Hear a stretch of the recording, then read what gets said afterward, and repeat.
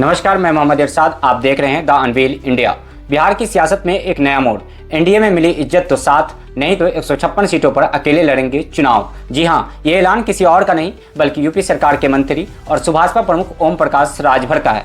पटना से उठी इस सियासी गुंज ने 2025 के चुनावी समर से पहले बड़े बड़ों की नींद उड़ा दी है। बिहार विधानसभा चुनाव 2025 को लेकर राजनीति गर्मा चुकी है और अब इस सियासी तापमान को और बढ़ा दिया है सुहेलदेव। भारतीय समाज पार्टी यानी सुभाषपा प्रमुख ओम प्रकाश पटना में न्यूज 24 से खास बातचीत में ओपी राजभर ने कहा, अगर एनडीए में सम्मानजनक सीटें नहीं मिली तो हमारी पार्टी 156 विधानसभा सीटों पर अकेले चुनाव लड़ेगी। उन्होंने ये भी कहा कि लोकसभा चुनाव के दौरान भाजपा से बातचीत हुई थी और 1 सीटें मांगी गई थी, लेकिन अब तक पार्टी को कोई ठोस जिम्मेदारी या पद नहीं दिया गया। ओपी राजभर ने बताया कि सुभाषपा की बिहार इकाई की एक अहम बैठक पटना में बुलाई गई है, जिसमें सभी 38 जिलों से कार्यकर्ता पहुंचेंगे। बैठक में रणनीति तय हो रही है और सीट शेयरिंग को लेकर बातचीत चल रही है। प्रधानमंत्री मोदी, गृह मंत्री अमित शाह, बीजेपी के बिहार प्रभारी विनोद तावड़े और प्रदेश अध्यक्ष दिलीप जायसवाल से। ओपी राजभर का दावा है कि बिहार की 56 विधानसभा सीटों पर उनकी पार्टी की सीधी पकड़ है और 26%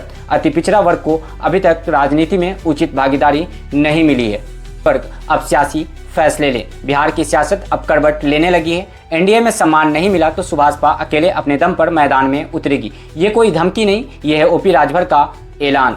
जब राजनीति में हिस्सेदारी की बात आती है तो सम्मान और सत्ता दोनों साथ चाहिए, वरना गठबंधन की कुर्सी कभी भी डगमगा सकती है। ऐसा ओपी राजभर का कहना है। अब देखना यह है कि एनडीए ओपी राजभर को मनाएगी या एक नया मोर्चा बिहार की सियासत में दस्तक देगा, क्योंकि 2025 की लड़ाई अब सिर्फ सीटों की नहीं है और सत्ता की भी है।